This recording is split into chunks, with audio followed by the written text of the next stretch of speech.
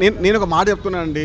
తెలంగాణ రాష్ట్ర ప్రజలకు, తెలంగాణ రాష్ట్రం 6 లక్షల కోట్ల పైచీలకు అప్పు చేయడంలో కేసీఆర్ పాత్ర ఎంత ఉందో, ఆ పాత్రని సహాయ నటుడుగా నిర్వహించడంలో కూడా ఈటెల రాజేందర్ పాత్ర ఉంది.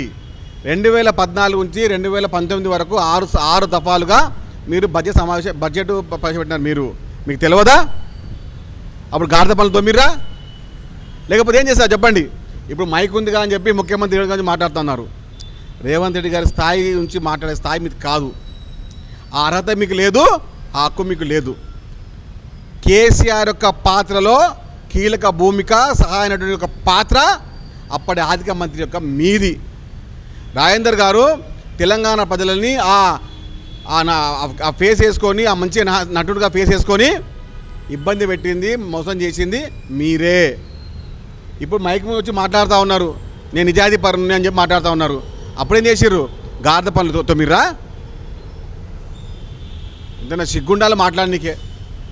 తెలంగాణ రాష్ట్రంలో తెలంగాణ ప్రజలని కేసీఆర్ ఎంత మోసం చేసిండో అందులో పాత్ర కూడా ఈటెల రాజేందర్ ఉంది. నాలాంటి నాయకుడు లేనుకుంటే నీలాంటి నాయకుడు కేవలం చిల్లరగా మాట్లాడుతూ ఉంటే తెలంగాణ ప్రజలు నవ్వుతూ ఉన్నారు.